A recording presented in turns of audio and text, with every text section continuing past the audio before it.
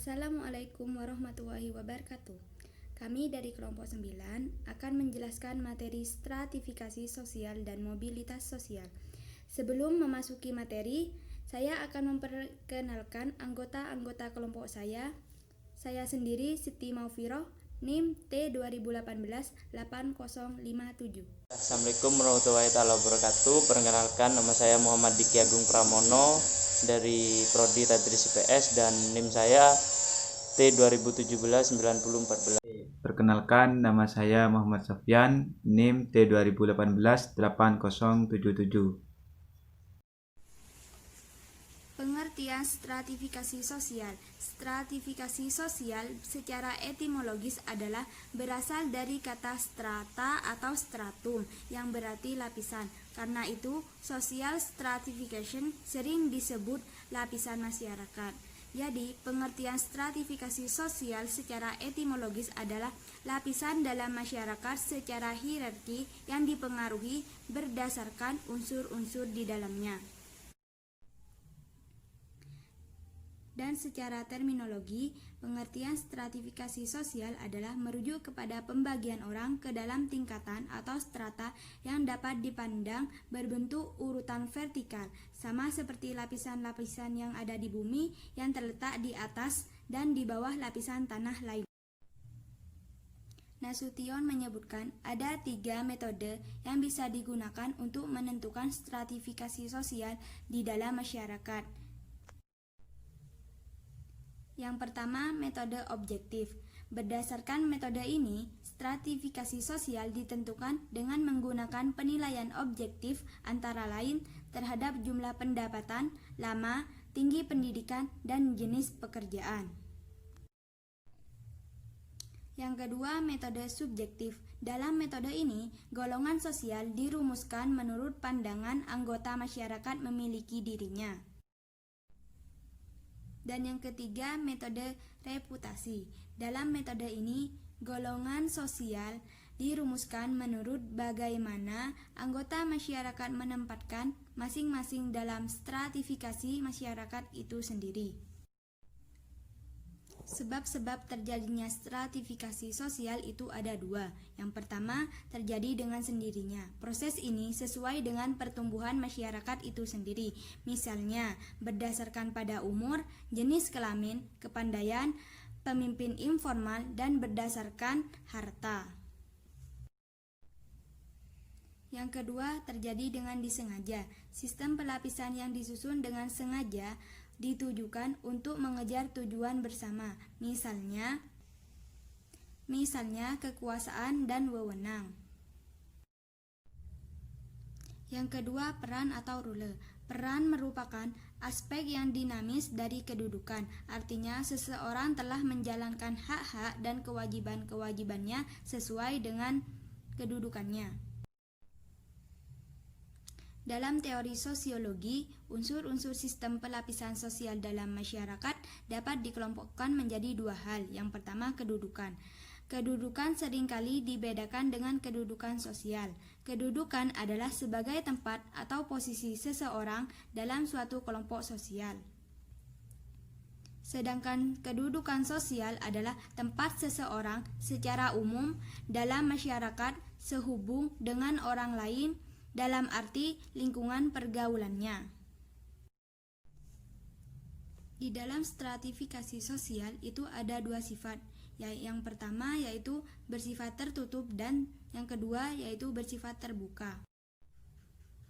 Peran dapat membimbing seseorang dalam berperilaku, karena fungsi peran sendiri adalah yang pertama, memberi arah pada proses sosialisasi, yang kedua, pewaris tradisi, kepercayaan, nilai-nilai, norma-norma, dan pengetahuan, yang ketiga, dapat mempersatukan kelompok atau masyarakat, dan yang keempat, menghidupkan sistem pengendalian dan kontrol, sehingga dapat melestarikan kehidupan masyarakat. Karena pendidikan berkorelasi positif terhadap status sosial seseorang. Menurut penelitian, terdapat korelasi yang tinggi antara kedudukan sosial seseorang dengan tingkat pendidikan yang telah ditempuhnya. Walaupun tingkat sosial seseorang tidak dapat diramalkan sepenuhnya berdasarkan pendidikan, namun pendidikan tinggi bertalian erat dengan kedudukan sosial yang tinggi. Dan pendidikan menengah pada dasarnya diadakan sebagai persiapan untuk pendidikan tinggi, karena biaya pendidikan tinggi pada umumnya mahal. Tidak semua orang tua mampu membiayai studi anaknya. Nah, pada umumnya anak dari keluarga mampu akan memilih sekolah menengah umum sebagai persiapan untuk studi di universitas. Mengenai hubungan antara status sosial dengan pendidikan ini, telah banyak penelitian yang dilakukan terutama di Amerika Serikat. Pertama-tama ditemukan bahwa perbedaan kedudukan dalam pelapisan sosial berkaitan dengan perbedaan persepsi dan sikap-sikap serta cita-cita dan rencana pendidikan. Nah, perbedaan tersebut di kalangan orang tua maupun kalangan remaja. Dan perbedaan kualitas fasilitas pendidikan juga tampak jelas antara yang terdapat di lingkungan perkotaan dan pedesaan. Berdasarkan kenyataan ini, dapat dipastikan bahwa kualitas persekolahan formal membantu menguatkan arus urbanisasi. Nah, karena orang tua yang mampu akan berusaha memperoleh fasilitas pendidikan yang baik di kota untuk anaknya, meskipun harus dibayar mahal dari segi ekonomi.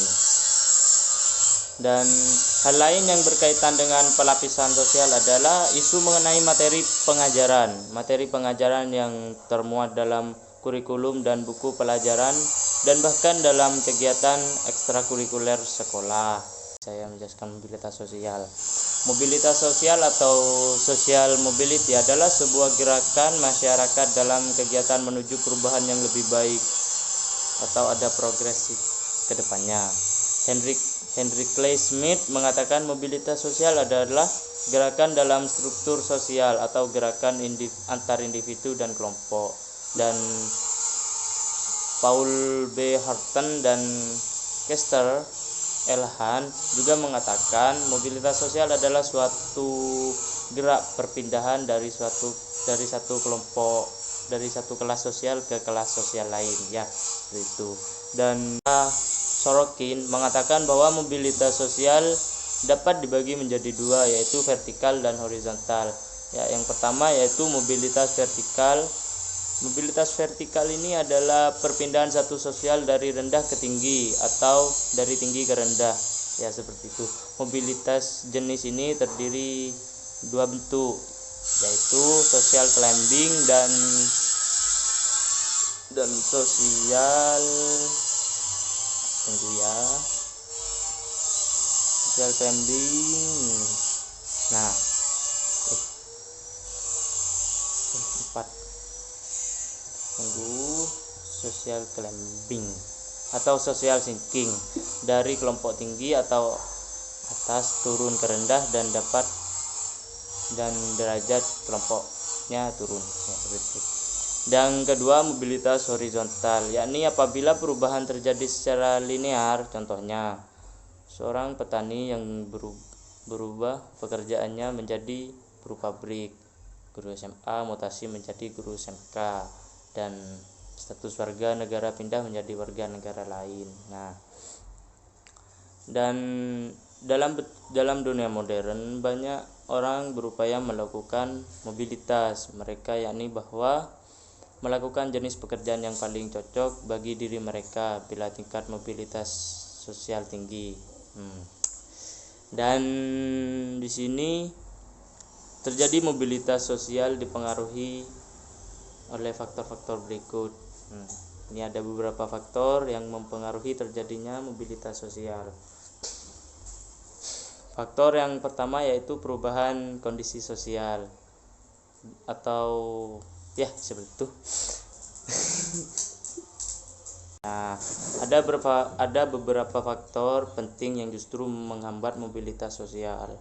Faktor-faktornya adalah perbedaan kelas rasial, agama, diskriminasi kelas.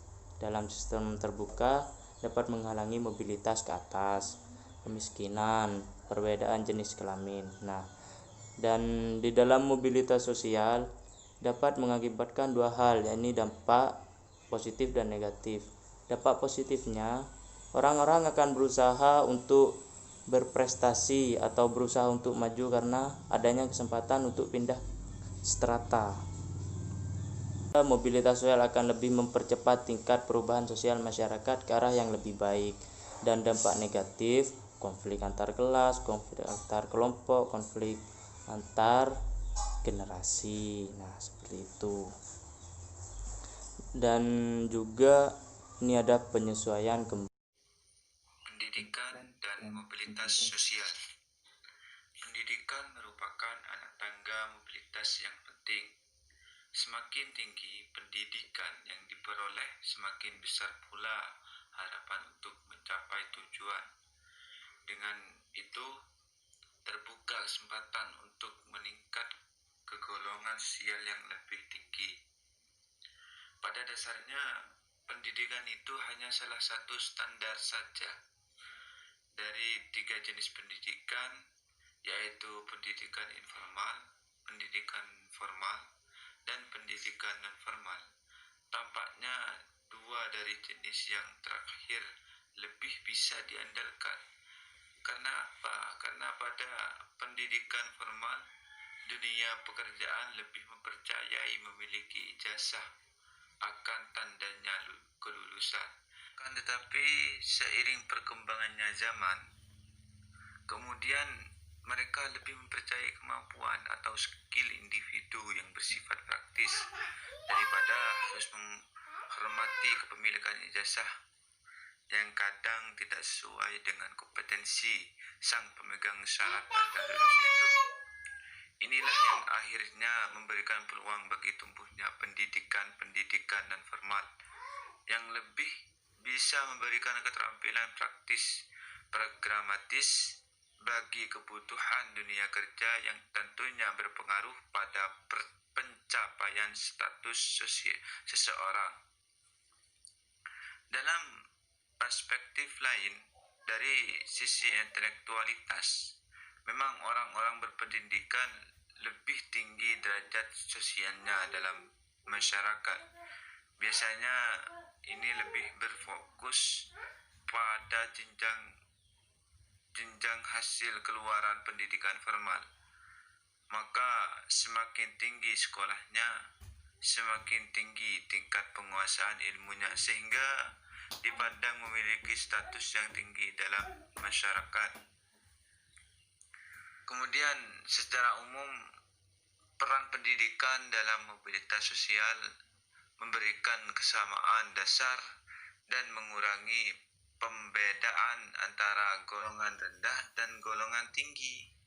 Meskipun terdapat mobilitas sosial, namun dalam kenyataan secara sektoral, masih banyak pula dari golongan rendah yang tetap dianggap rendah. Namun kedudukan golongan rendah tidak bersifat statis, tetapi dapat terus bergerak maju apabila mendapatkan pendidikan yang lebih baik. Oleh karena itu, didapatkan deskripsi, dapat diambil pemahaman bahwa pendidikan dipercaya menjadi salah satu faktor yang akan mempercepat terjadinya mobilitas sosial. Fungsi pendidikan sebagai sebuah proses penyeleksian untuk menempatkan orang pada masyarakat sesuai dengan kemampuan dan keahlian. Pendidikan menjadi sinkron dengan tujuan mobilitas sosial karena di dalam mobilitas sosial yang terpenting adalah kemampuan dan keahlian seseorang. Bagi pendidikan yang dapat mempercepat proses mobilitas sosial dalam sebuah masyarakat, tentulah harus ada beberapa prasyarat yang memadai. Prasyarat yang pertama yaitu adanya kesempatan yang sama bagi setiap orang untuk memperoleh pendidikan itu sendiri. Dan prasyarat yang kedua, agar pendidikan dapat mempercepat mobilitas sosial adalah meratanya mutu pendidikan antara daerah perkotaan dan daerah pedesaan, antara sekolah swasta dan sekolah negeri. Ketika kedua prasyarat di atas tersebut dipenuhi, barulah pendidikan memiliki peluang untuk mempercepat proses mobilitas sosial di sebuah negara. Meskipun beberapa penelitian di bidang sosiologi pendidikan menunjukkan bahwa hubungan antara pendidikan dan mobilitas sosial tidaklah terlalu signifikan. Yang terakhir yaitu tingkat sekolah dan mobilitas sosial. Ada sebuah hipotesis bahwa semakin bertambah tinggi tingkat sekolah, maka semakin besar kemungkinan mobilitas sosial bagi anak-anak golongan rendah dan menengah. Hipotesis ini tidak selalu benar-benar apabila pemahaman tentang pendidikan yang dimaksud hanya sampai pada pendidikan tingkat menengah. Jadi, walaupun wajib belajar ditingkatkan sampai SMA, masih menjadi pertanyaan apakah mobilitas sosial dengan sendirinya akan meningkat. Dengan itu, meningkatnya standar masyarakat akan pendidikan tinggi tidak asal lulusan perguruan tinggi. Otomatis status sosial itu akan meningkat. Kebutuhan terhadap lulusan pendidikan tinggi sangat selektif. Gelar sarjana tidak lagi menjadi garansi status sosialnya naik dan mendapatkan pekerjaan yang layak. Dibutuhkan nilai tambah dari gelar sarjana, yaitu kompetensi. Gelar sarjana belum menjadi jaminan apabila kualitasnya pas-pasan. Karena itu, diperlukan lagi penguasaan kompetensi tertentu agar kualitas sebagai sarjana bisa diandalkan untuk mendongkrak status sosial dan dapat bersaing di dunia kerja. Itu yang saya dapatkan dari tingkat sekolah dan